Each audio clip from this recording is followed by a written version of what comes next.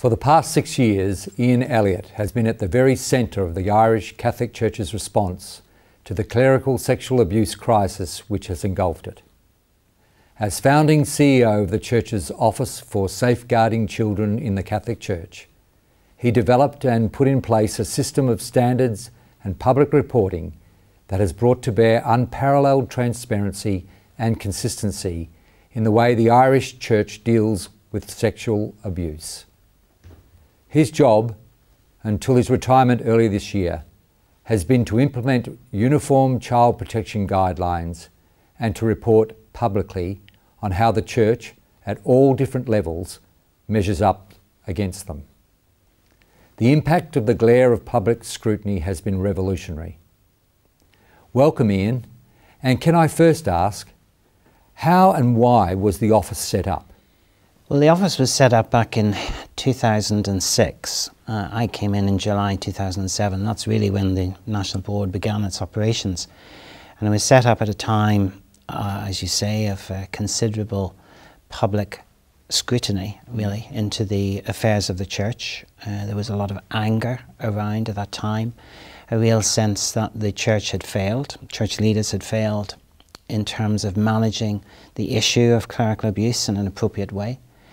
There were public inquiries which were already set up and in place.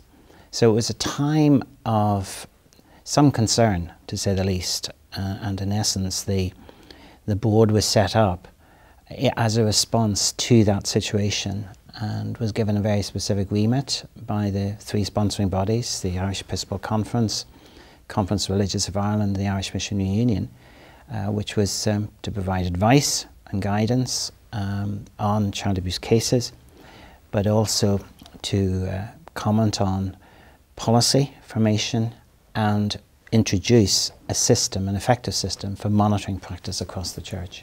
So at the time, obviously, it was a very intense, heightened atmosphere in the community, big public issues. So who actually got involved to get this going? In a sense, it followed almost as a natural consequence of increasing public scrutiny and that growing anger that existed within wider society. The Church had to do something.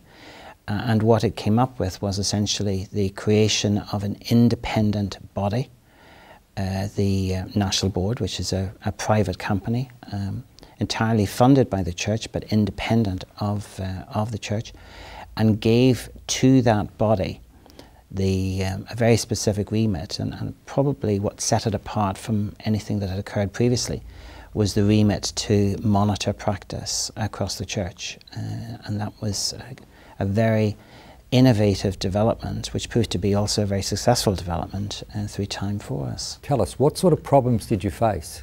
Very considerable problems. The fact that it was new meant that people were not used to it.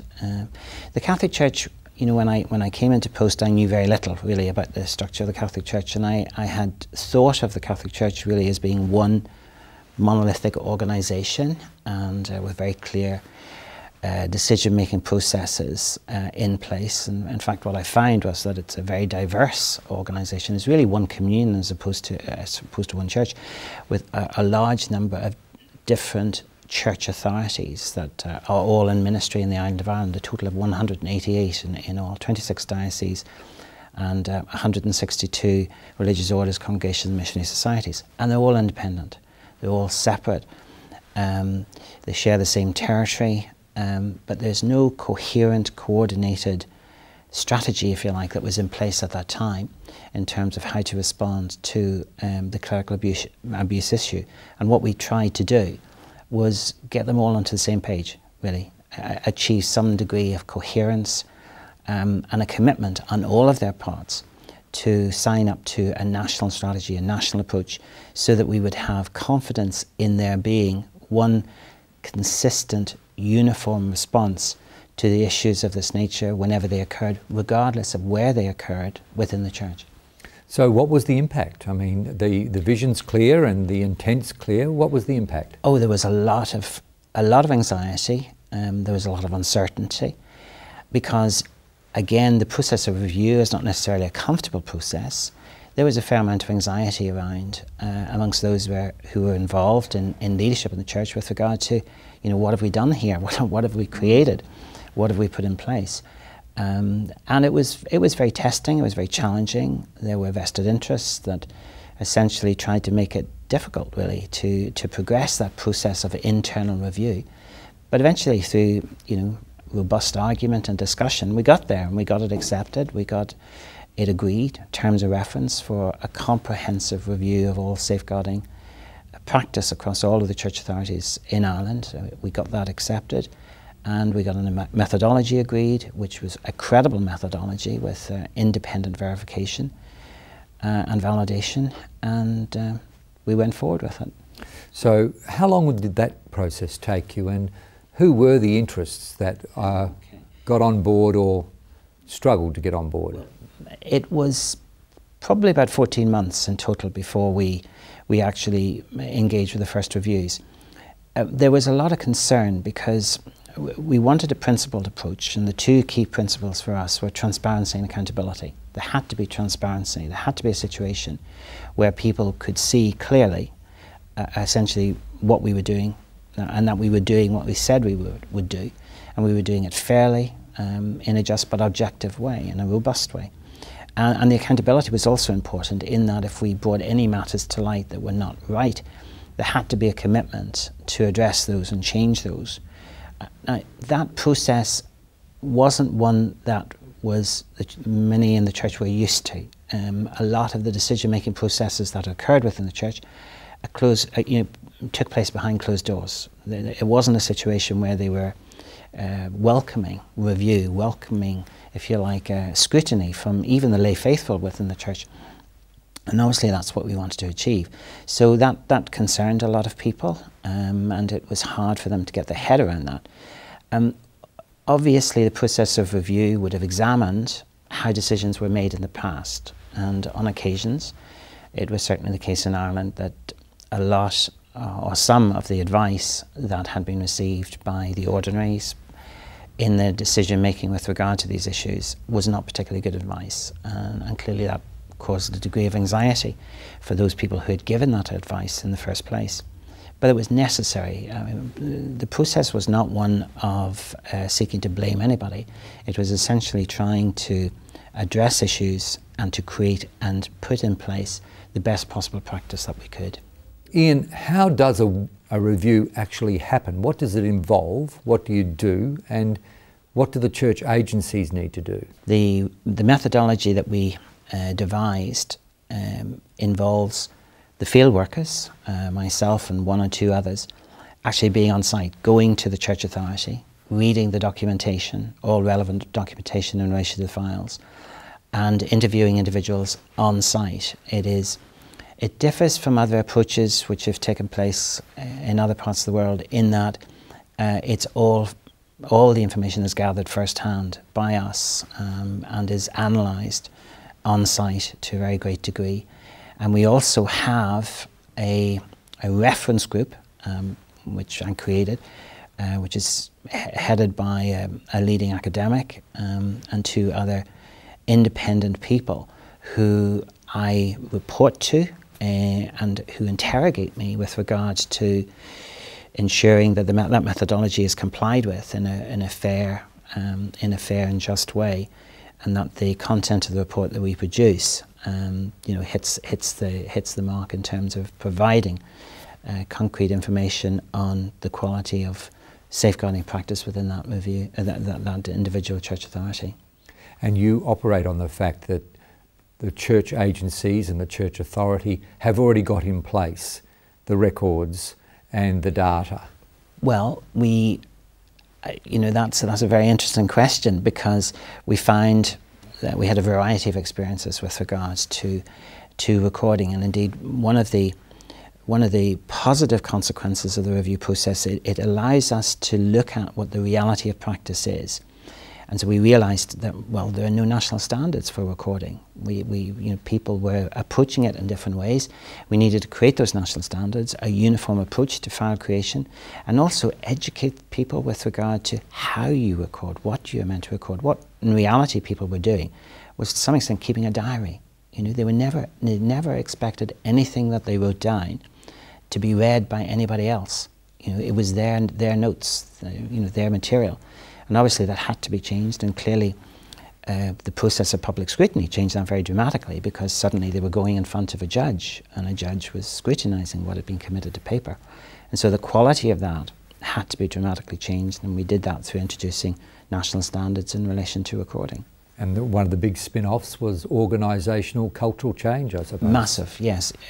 It was recognised that they were now operating within a context where they would be subject to scrutiny, and that scrutiny was far better, in a sense, managed within the church through an independent body like the National Board for Safeguarding Children, as opposed to being forced upon them through public inquiry. So ultimately the community feels that with this board in place, children are safer in the Catholic Church? Well, that's the intention. I mean, obviously, I say continually that if you safeguard children, you will safeguard the Church. But if you try to reverse the order, or if you alter that priority, then you'll get into major difficulty. And obviously, a lot of the problems that have occurred in the past have been caused, if you like, through the fact that they lost sight of that, and they haven't put children first. You must put children first in every respect, and we must safeguard children before we look at any other issues. So 6 years on, how is the board now viewed both within the church and more broadly? I believe it's been quite dramatic in terms of what is achieved. Change has taken place very rapidly. The process of a standards-based independent review is now accepted within the church, is now welcomed and supported certainly by all of those who have gone through it, and they speak very highly of it and talk to their colleagues and peers and say, this is what we should do. I'm struck by one archbishop who referred to it as a liberating experience, a process by which he was released from, if you like, the burden of history of what had occurred in the past. And he welcomed that and felt that all of the church authorities in Ireland should go through that process as quickly as possible. And what about the community more broadly in Ireland? Are they looking now to the board as a real safety net? Very much so. They're looking to the church, all those in authority within the church, to commit to explicit standards with regard to the safeguarding of children, and also to commit to a process whereby they're held to account against those standards by an independent body. And ultimately that's what the National Board is seeking to do, to put in place the standards base, but also to hold people accountable against those standards. And the expectation is that this is what will be in place, and it's outcomes as opposed to output. This is what we wanted you to do, and this is what we will check to make sure it's happening. So I imagine whenever you publish a review, there's a lot of attention. It's a major media event. We publish the reviews every 6 months in groups of 6, 7 or 8, depending on how many we've completed, and it gets major media focus. But importantly, it is seen as a credible process. It is seen as the church addressing its issues that it has in a credible and effective way, and moving to a better place. And that has been very energising for the lay faithful, and also for the clergy, and particularly so for the hierarchy, who have drawn, I think, great support from it, and are enjoying enhanced standing, I think, now in relation to being able to be seen as being effective in terms of the management of these issues. You've only been in Australia a couple of weeks. Yes. And this is always the classic question, but I mean, obviously, from what you're doing in Ireland, do you think could well relate to us in Australia? I think that obviously it's tremendous to be here, and I've very much enjoyed and welcomed the opportunity of meeting people and hearing in the church meeting, hearing what their experiences are, what their expectations are. The problems are very similar. to where we were, and obviously you're in the process of public scrutiny now through the Royal Commission. What we did and how we did it, I think, is relevant to you, and I think in particular the process of setting in place national standards, a national response, a structure that can be held accountable, and a process of review and monitoring. I think those are all ideas that are worthy of exploration and consideration by those who are involved in leadership within the Australian Church. So I suppose, given we have a Royal Commission happening here, yes, and we've had other inquiries, there are parallels to that time prior to your board being established. And if you had to give us a roadmap on what steps to take to get to a place like you're now in Ireland, what would it be? What I would say to you very definitely is, yes, obviously it's important to support and to deal with the public scrutiny which is already in place. But you need to be proactive. You need to decide for yourselves, to reflect for yourself what is needed, and to be proactive with regard to addressing those changes and putting them in place now.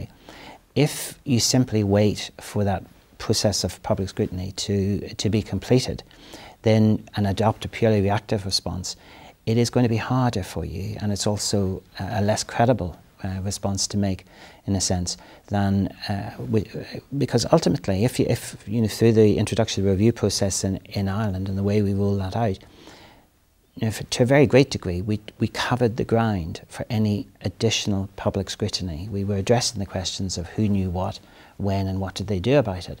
So, in a sense, and again, at the highest level in the Irish government, ministers have made statements publicly saying, you know, because that is now in place, we do not see the need for moving to additional public scrutiny, if you like, further inquiries in the Irish Church, and that's obviously a great advantage for us.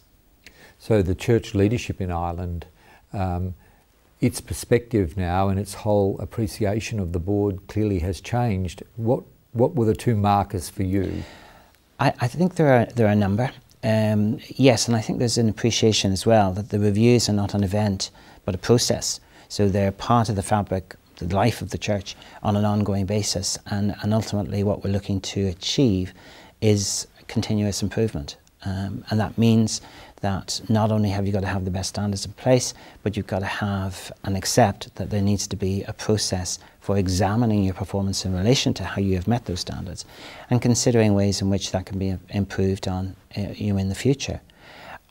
I certainly have been very heartened by the positive response that senior clerics have made in Ireland in relation to commenting on the role of the board and saying that the creation and development of a national strategy, a national response, was a major step forward for the Irish Church in terms of addressing the issue of clerical abuse. And without that step, they could never have done it individually, working as individual church authorities. They needed to come together, follow a national strategy, create a one church strategy, and then take that forward. So Ian, this is a bigger question for you. How would you compare the state of the Catholic Church in Ireland prior to your board being put in place and now 6 years on? I think in response to that, what I would cite would be the fact that the existence of clerical abuse caused massive problems and difficulties for the Irish Catholic Church. And it also made the task of safeguarding children extremely difficult because of the context that was occurring within. I think through the creation of the National Board and the operation that we've been involved in, it has helped, if you like, to ensure that the safeguarding of children is accepted and is understood in a very positive way now within the Church, whereas previously it wasn't. Instead of just the negative connotations of public scrutiny, it actually is seen as a way of making positive change, of energising the lay faithful, of bringing a lot of people on board, and also for a lot of people who have been distanced from the Church, if you like, putting in place a much better and healthier relationship with the Church, essentially through the fact that we're now seen as getting these issues right. So that's how I would describe it. Yes, it's a real solid action, a solid demonstration and commitment by the church to do something. You know, absolutely, I think so, and I think that that's recognised, not just within the church, but externally and certainly politically. That is recognised, that there is a sincere and honest attempt to address these issues in a principled way. It goes back to transparency and accountability. Transparency, and this is what we're doing, this is how we're doing it, and this, we share the findings with you. And accountability in the sense that if we find wrongdoing, we will address it. And we will not shy away from that. It will be addressed and dealt with, and that's appreciated by people. And clearly they needed someone with the capacity and the determination to pull it together. Ian Elliott, you've got an international reputation, and we really thank you for speaking with us today. Francis, thank you very much indeed. Thank you.